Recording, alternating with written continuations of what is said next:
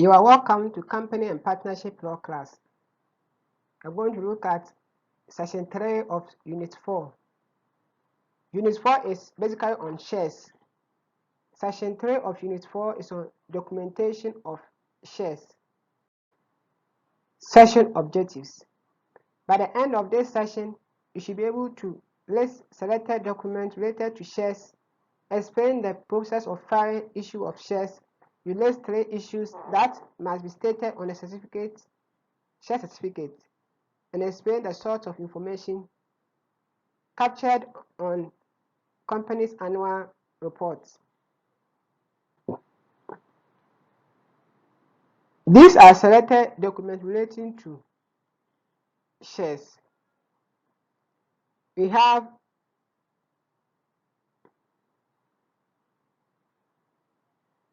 the register of members. The register of members contains the names, addresses, the number of shares held by the members or shareholders in the company. You also have the contract or agreement relating to non-cash consideration, which should be registered with the registrar. In our previous discussion, we discussed about the fact that it is not compulsory. Sometimes you have the option to pay shares with non-cash component, that's in kind. And if you're able to do that, it means you have to lodge with the registrar a written contract within 28 days indicating the terms and conditions as well. Now, you also have the return of issue of shares. We're there with that one. You have share certificates and annual return.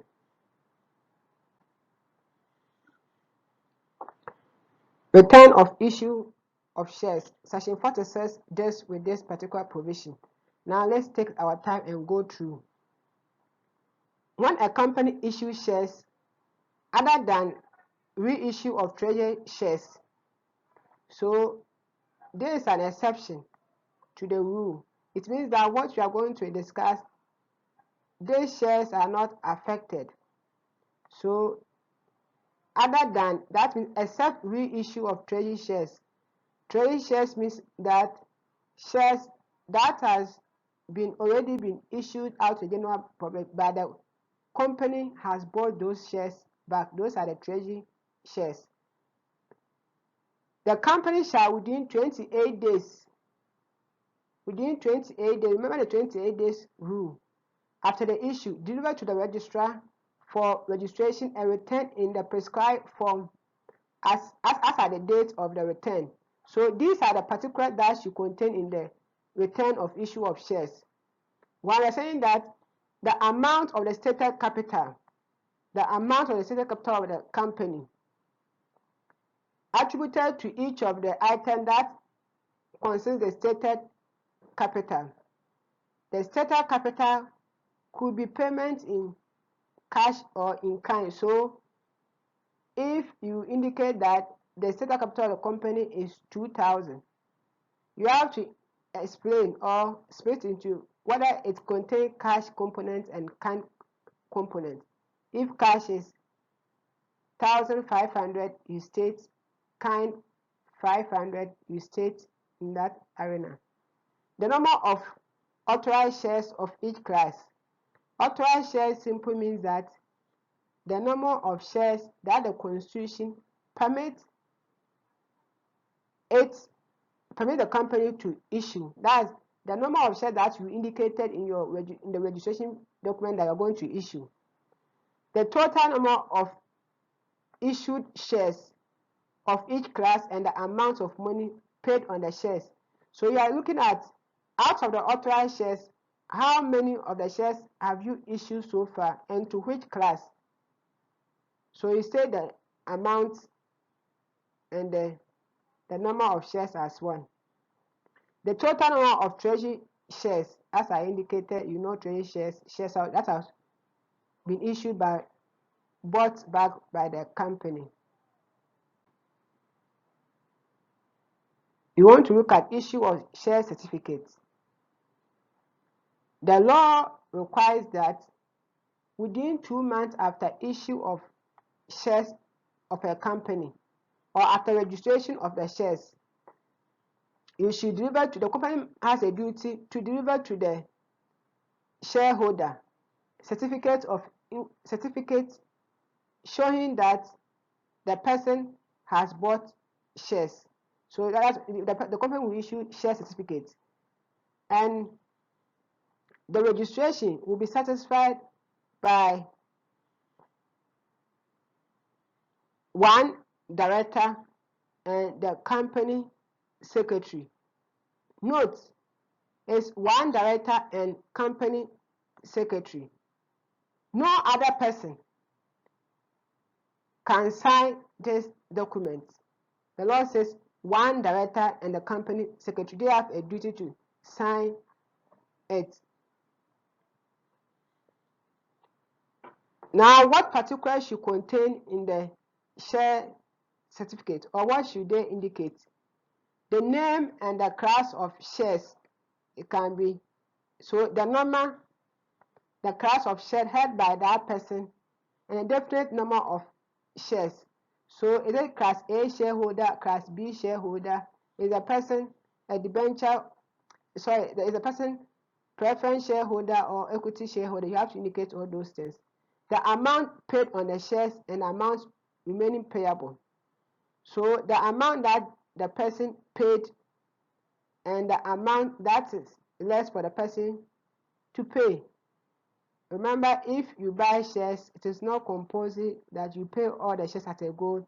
You can enter into agreement of the company to decide how you're going to pay the amount. So, for instance, if shares are being issued to you at an amount of 500 and you have paid for 400, they should indicate on the certificate of income, the certificate, share certificate, that you paid 400 if you have paid 400 and the amount remaining payable is 100. The name and the address of the registered holder.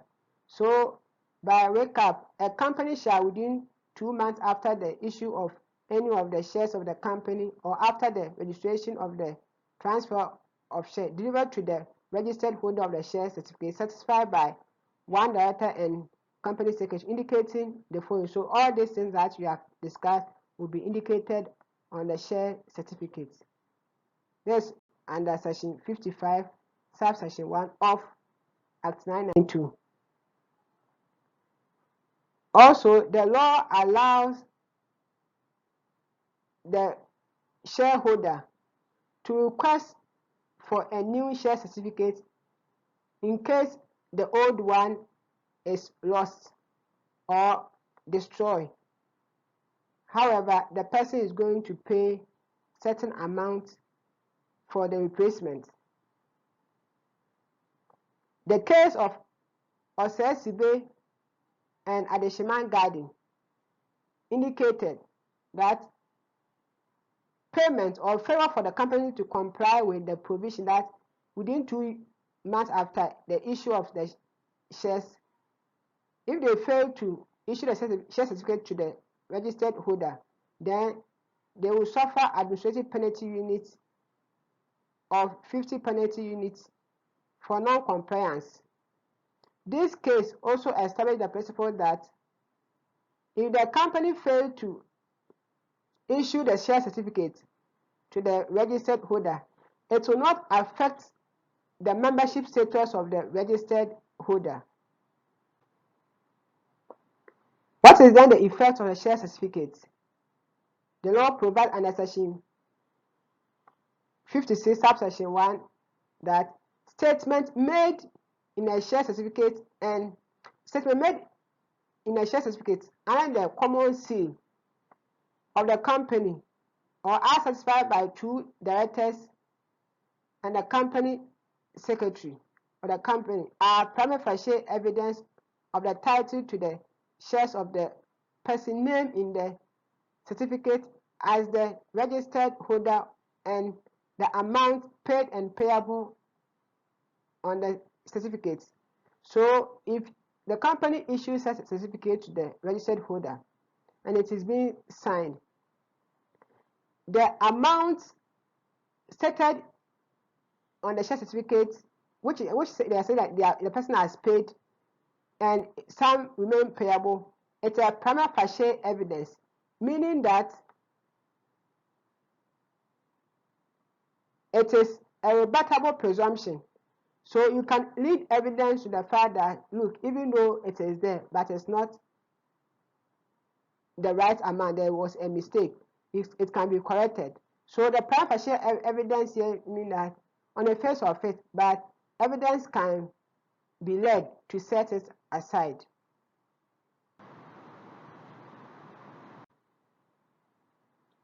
The next effect is that where a person changes a position to the detriment of that person in reliance in good faith on the continued accuracy of the statement made in the certificate, the company is stopped in favor of that person from denying the continued accuracy of those statements and shall compensate the person for the loss suffered by that person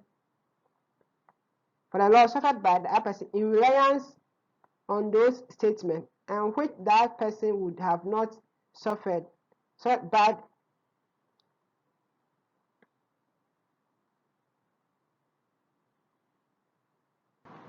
Sorry, let me take the second effect again. Where a person changes a position to the detriment of that person in reliance in good faith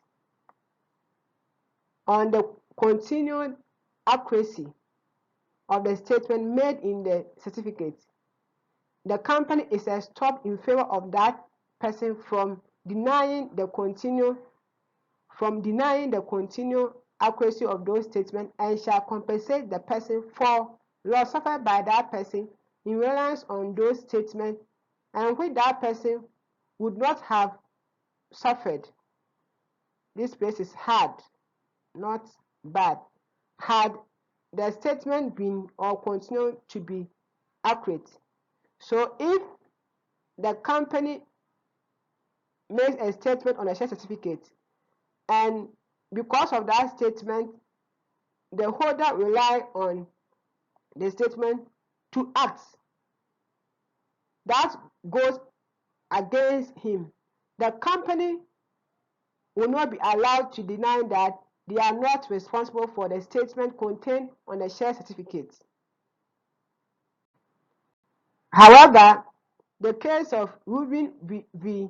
Great Fangal Consolidated has stated that a forged share certificate is not a certificate of the company. Let's deal with annual returns. A company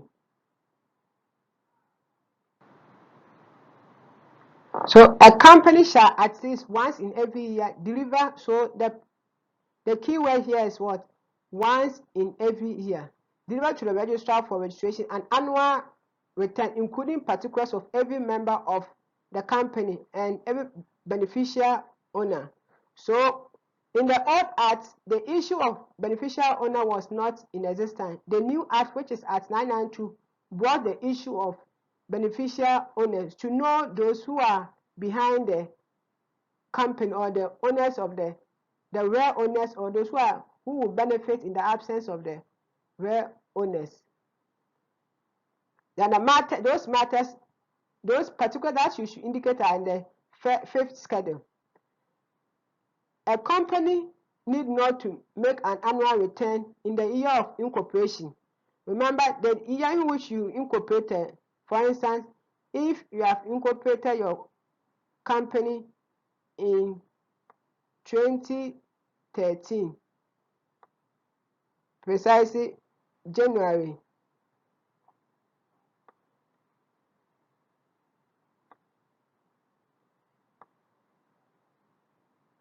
then you are not required to file annual return.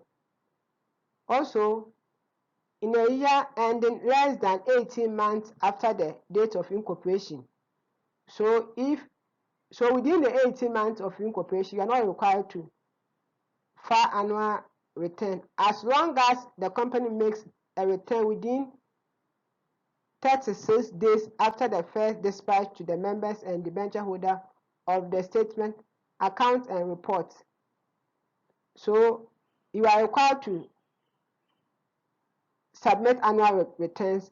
However, if in the year of incorporation or within 18 months of incorporation, you are not required to do so. The company's annual return include the following. 1.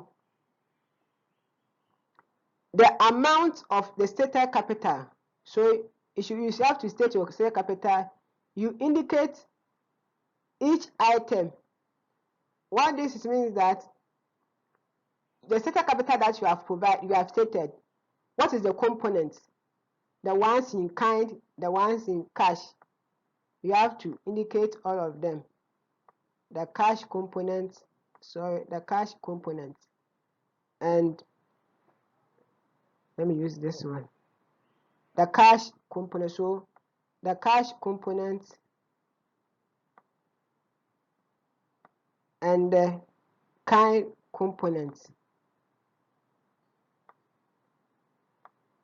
As far as the stated capital is concerned, then the number of authorized shares of each class. Authorized shares, the shares that the company constitution allows the company to transact in or issued out, the maximum. The number of shares issued, how many of the shares have you issued? The treasury shares that have already been issued and bought by the company. You have to indicate all this in the annual returns. The total amount of unpaid installments or costs which are due or payable, and the number of shares of the class concerned. You also have to indicate the total number of shares for each class which has been forfeited. Forfeited means that the shares were issued to the shareholders, but they have failed to pay, and for that matter, the company has taken it away from them. You have to indicate that one. In the case of a company limited by shares, you have to indicate the total amount of unpaid liabilities on the shares of each class, or which is not yet due for payment. So those which are due for payment, you have to state. The one which has not due, you have to state the amount, if any, of the unpaid liability on the shares. If there's any amount outstanding on the shares, you have to indicate in your annual returns. By way of summary, you have dealt with a selected document concerning shares.